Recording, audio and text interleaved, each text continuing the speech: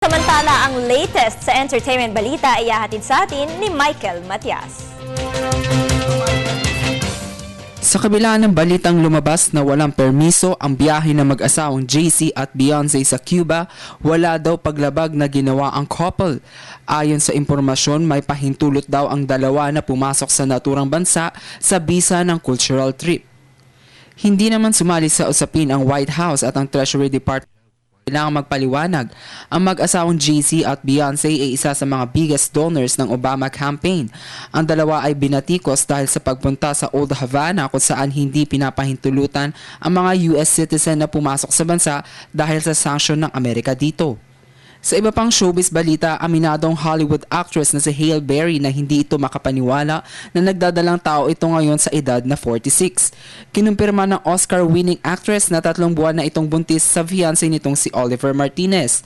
Ito na ang pangalawang anak ni Berry na may 5 taong gulang na anak sa dati nitong asawa na si Gabrielle Audrey.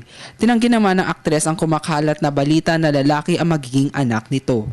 Nagpaabot din ng pakikiramay ang aktres na si Meryl Streep sa yumaong British Prime Minister na si Margaret Thatcher. Sa pelikulang The Iron Lady kung saan tampok ang buhay ng dating Prime Minister ay ginampanan ito ni Streep noong 2011.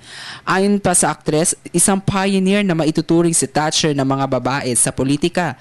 Bagamat binatikos ng Oscar-winning Thatcher dahil sa malupit nitong fiscal measures sa Grand Bretanya kung saan madaming mahihirap ang nagdusa ay humahanga pa din ito. Ang pagganap ni Streep sa role na Thatcher ay nagbigay tropeo sa kanya sa Oscar Awards bilang Best Actress noong 2012. At nakatakda naman na masilayan ng publiko ang monumento ng yumaong comedy king na si Dolphy sa kahabaan ng Rojas Boulevard ngayong buwan. Si Mayor Alfredo Lim mismo ang nagkumpirma nito na isa sa mga malalapit na kaibigan ni Dolphy. Makikita ang monumento sa tapat ng Museo Pambata malapit sa US Embassy kung saan makikita din ang monumento ni FPJ. Sabi pa ni Lim, simpleng pagkilala lamang ito kay Pidol na malaki ang naging kontribusyon sa larangan ng show business. Para sa Entertainment Balita, Michael Matias, Telebisyon ng Bayan.